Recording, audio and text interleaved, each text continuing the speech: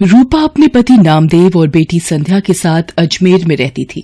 पति की नौकरी भी ठीक थी, 2 कमरों का अपना मकान भी था। रूपा ने संध्या को भी अच्छे स्कूल में डाल रखा था। नामदेव भी रूपा और संध्या की खुशी का ख्याल रखता था। सब कुछ ठीक चल रहा था, पर अचानक मानो रूपा की खुशियों को किसी की नजर लग गई। नामदेव को दोस्तों के साथ खाने पीने की आदत पड़ गई। वो अक्सर पार्टी करने के बहाने दोस्तों में शराब पर पैसा बहाने लगा। नामदेव रोजाना आधी रात तक नशे में चूर घर लौटता था। एक दिन, आपने लौटने में बहुत देर कर दी। आप रोजाना शराब पियोगे तो आपकी सेहत को नुकसान होगा। मुझे उपदेश मत दे, और मेरी डॉक्टर बनने की जरूरत नहीं है, ठीक है ना? मैं अपने दोस्तों के साथ जाता हूँ, तो तुझे क्यों तकलीफ हो रही है? मैं रोज पीऊंगा। तुझे यहाँ नहीं रहना तो चले जाए यहाँ से, चल। नामदेव की ये गंदी आदत बढ़ती ही जा रही थी। हर समय नशे में रहने की वजह से वो दिन में सोता रहता था, इसलिए उसे नौकरी से भी निकाल दिया गया। धीरे धीरे नामदेव ने अपना सब कुछ बेच दिया, यहाँ तक कि घर भी। अब वो रूपा और संध्या को लेकर एक किराए के घर में रहने लगा। रूपा परेशान रहने लगी। एक दिन, अरे ये संध्या के स्कूल से फीस का नोटिस, अब मैं क्या करूं? कहाँ से फीस के पैसे लाऊं? माँ, भूख लगी है, कुछ खाने के लिए है तो दे दो। रुक, मैं सब्जी वाले की दुकान से आलू लाकर तुझे रोटी बनाकर देती हूँ। हाँ माँ, तुम्हारे हाथ का आलू का पराठा तो बहुत स्वादिष्ट होता है। संध्या आलू लेने बाजार चली जाती है। रास्ते में वो सोचती जा रही थी कि ऐसा क्या करे कि संध्या की फीस भर सके। तभी उसकी सहेली का फोन आ जाता है। वो दूसरे शहर में रहती है। सहेली के बार बार पूछने पर रूपा उसे अपनी सारी परेशानी बताती है। अलका, बस यही सोच रही हूँ कि अभी संध्या की फीस भरनी है, घर का खर्चा, सब कैसे होगा? अरे तू घबरा मत, सब ठीक हो जाएगा। अभी इस वक्त तू कहाँ है? संध्या को मेरे हाथ के आलू के पराठे बहुत पसंद है, आलू लेने जा रही थी। आलू के पराठों से याद आया, तू तो राजमा चावल कितने टेस्टी बनाती थी, याद है? सब उंगलियां चाटते रह जाते थे। तू राजमा चावल बनाकर क्यों नहीं बेचती? इससे तेरी कमाई भी हो जाएगी, जिससे तू थोड़ा बहुत परिवार का खर्च उठा पाएगी। सहेली की बात रूपा के दिल में घर कर गई। उसे एक उम्मीद दिखाई दी, पर शुरुआत कैसे करे उसे अब यही सोचना था। अगले दिन उसने राजमा और चावल बनाए और पतीले में लेकर घर के पास सड़क के किनारे बैठ गई। पूरा दिन धूप में वो बैठी रही, पर किसी ने भी उसके राजमा चावल नहीं खरीदे। शाम को वो घर आ गई। उसके राजमा चावल बिल्कुल भी नहीं बिके। वो घर आकर रोने लगी। मैं क्या करूं भगवान, मैंने कोशिश की पर कामयाब नहीं हुई, मुझे हिम्मत दो भगवान। माँ, जब मैं कभी परीक्षा में अच्छा नहीं करती तो तुम ही तो मुझे कहती हो दोबारा मेहनत करूं। आप भी कल दोबारा कोशिश करना माँ। मेरी बेटी कितनी समझदार हो गई है, तू ठीक कह रही है।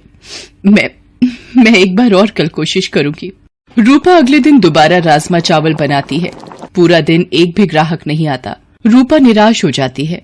आज भी कोई ग्राहक नहीं आया, लगता है मुझे ये काम बंद करना पड़ेगा। अब आपके पास कुछ खाने को मिलेगा? यहाँ आसपास की खाने की दुकानें बंद हो गई हैं। आपको यहाँ देखा तो मुझे लगा कि यहाँ कुछ खाने को मिल जाए शायद। जी, राजमा चावल की प्लेट है मेरे पास। भूख में तो सब कुछ अमृत है। एक प्लेट कितने की है? जी 20 रुपए। क्या बात है, राजमा चावल तो बड़े ही स्वादिष्ट बने हुए हैं। आपको पहले तो कभी नहीं देखा यहाँ, क्योंकि मैं पहले कई बार आया हूँ इधर। जी अभी शुरू किया है। ये लो आपके 20 रुपए। पूरा दिन बीत जाने के बाद एक प्लेट ही बिकी थी रूपा की, पर इस एक प्लेट के पैसों ने उसे हिम्मत दी थी। रूपा अगले दिन राजमा चावल लेकर ही बैठी थी कि पिछली रात वाला ग्राहक दोबारा आया। आपने पहचाना मुझे? कल आपके राजमा चावल बहुत स्वादिष्ट लगे, तो मेरे पार्टनर दोस्त को भी खिलाने आया हूँ। आप 2 प्लेट बना दीजिए।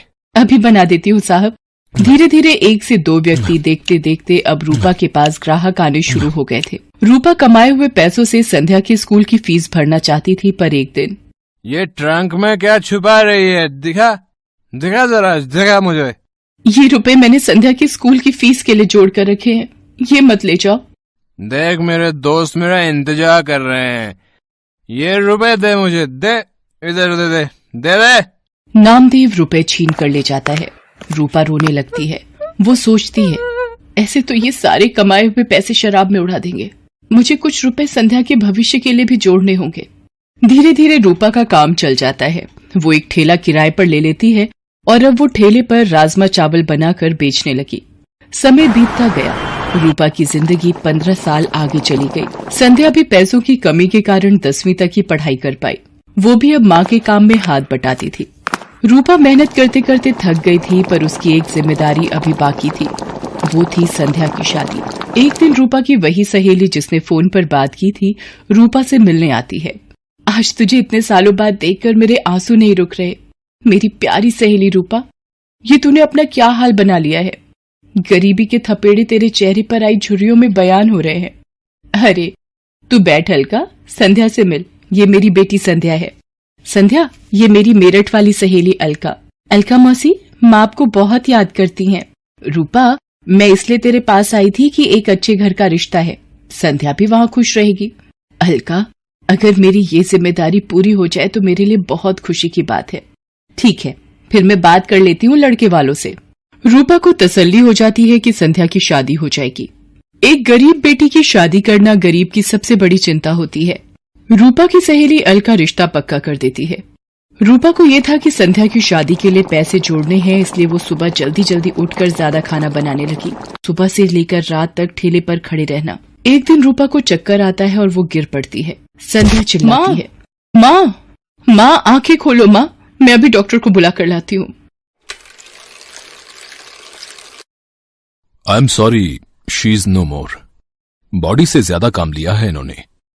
कमजोर शरीर ये झेल नहीं पाया, इसलिए बीपी बढ़ गया और हार्ट अटैक आ गया।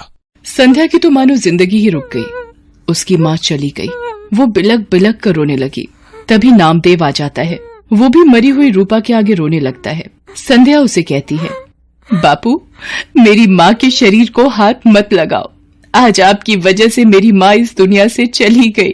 मुझे माफ कर दे मेरी बच्ची, मैंने ये क्या कर दिया प्रभु। रूपा, मुझे माफी मांगने का मौका भी नहीं दिया तूने।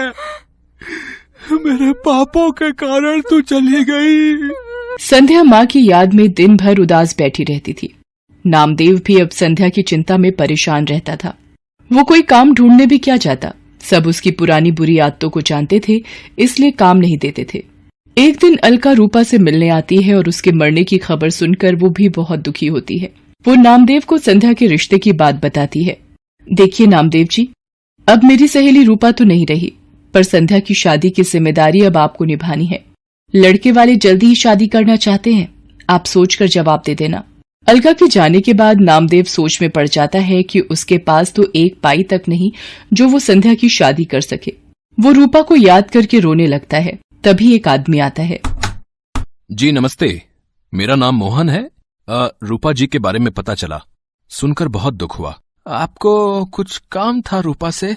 जी, एक दिन मैं रूपा जी के ठेले पर राजमा चावल खाने आया था, तभी उनसे बात हुई। मैं जरूरतमंद लोगों के लिए एक बैंक योजना चलाता हूं। रूपा जी भी मेरे पास रुपए जमा करवाती थीं। वो जब भी पैसे जमा करने आती तो यही कहती थीं कि मेरी बेटी संध्या की शादी में काम आएंगे। आज वही रुपए मैं देने आया हूं।